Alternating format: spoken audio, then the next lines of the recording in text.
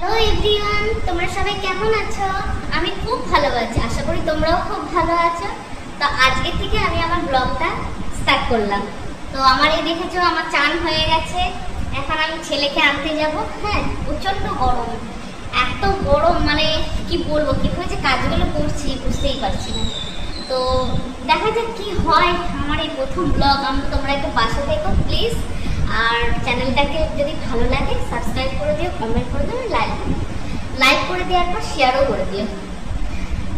তোমরা বলো তোমাদের কি খবর, কেমন কাটছে তোমাদের এই গরমটা? আমার তো মানে এত মানে গরম। আর সত্যি কথা বলতে আমি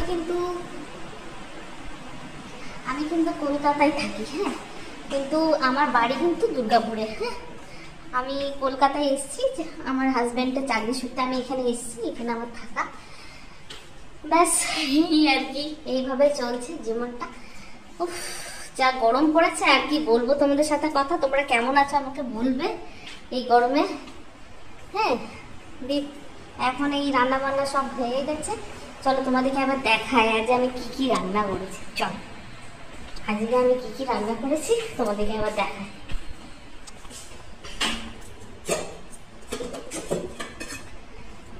আজকে করেছি পাবদা মাছ ভাজা করেছি, আর পটল চিংড়ি করেছি, পটল চিংড়ি। আর আছে ভাত।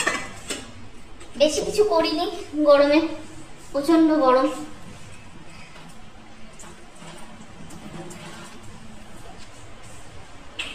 তো গরম পড়েছে, খেতেও ইচ্ছে করছে না। সারাদিন শুধু ভাবছি যে কখন একটু বৃষ্টি হবে, এত গরম আর নেওয়া যাচ্ছে না। ছেলেটাকে আপনি আনতে যাবো এই গরমে। স্কুলটা একটু পরে খুললে ভালো হতো, কিন্তু কি করবো, এখন কিছু করার নেই। সারাদিন এই চলছে।